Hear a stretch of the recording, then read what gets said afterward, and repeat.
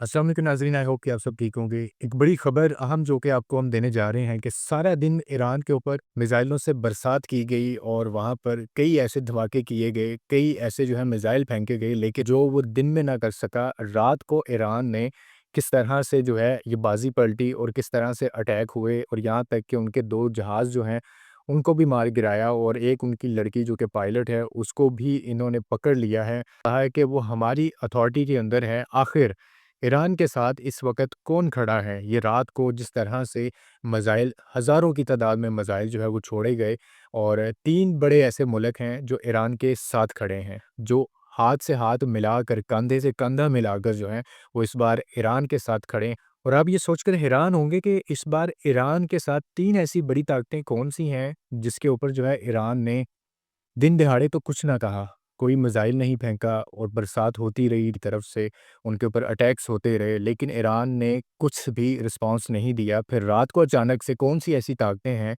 जिनके साथ मिलकर हज़ारों की तादाद में ईरान ने जो है, वो मिसाइल छोड़े।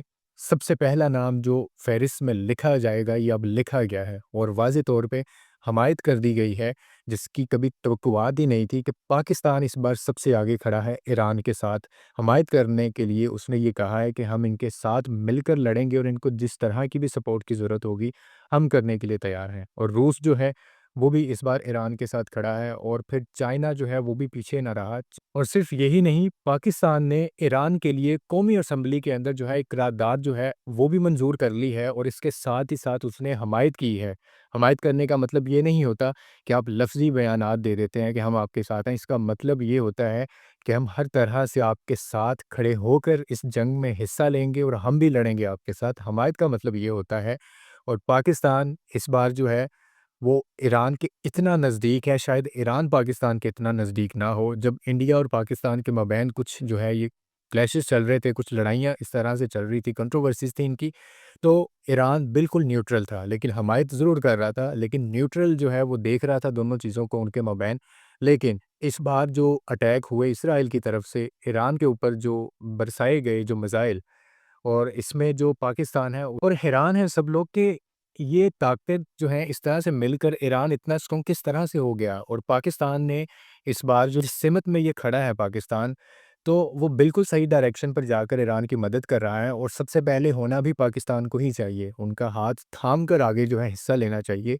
और रूस और चीन जो हैं उनकी बड़ी काविश है इसमें, वो बहुत सपोर्ट कर रहे हैं हर तरह से।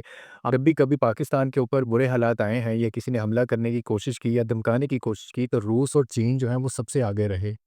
और लेकिन रूस और चीन जो हैं वो अब भी ईरान के साथ, पाकिस्तान के साथ मिलकर जो है वो जंग लड़ने के लिए तैयार हैं। उन्होंने कहा है कि आप अपनी फ़ौजें तैयार रखें, आप अपने असलहा जो है वो तैयार रखें, हम आपके साथ खड़े हैं, आपको जिस तरह की सपोर्ट चाहिए हम आपको सपोर्ट करेंगे, लेकिन हक सच की खातिर जान जाती है जाए, लेकिन कभी इनका साथ नहीं छोड़ेंगे। और पाकिस्तान ने वाक़ई ही जो है हक अदा कर दिया है और मुस्लिम कम्युनिटी के साथ-साथ जो है ये उम्मती होने का भी ये दावा कर दिया इन्होंने कि हम हक सच पर खड़े हैं और जो हक सच के साथ होगा, हम भी उसके साथ पहली सफ़ में खड़े होकर मुकाबला करेंगे।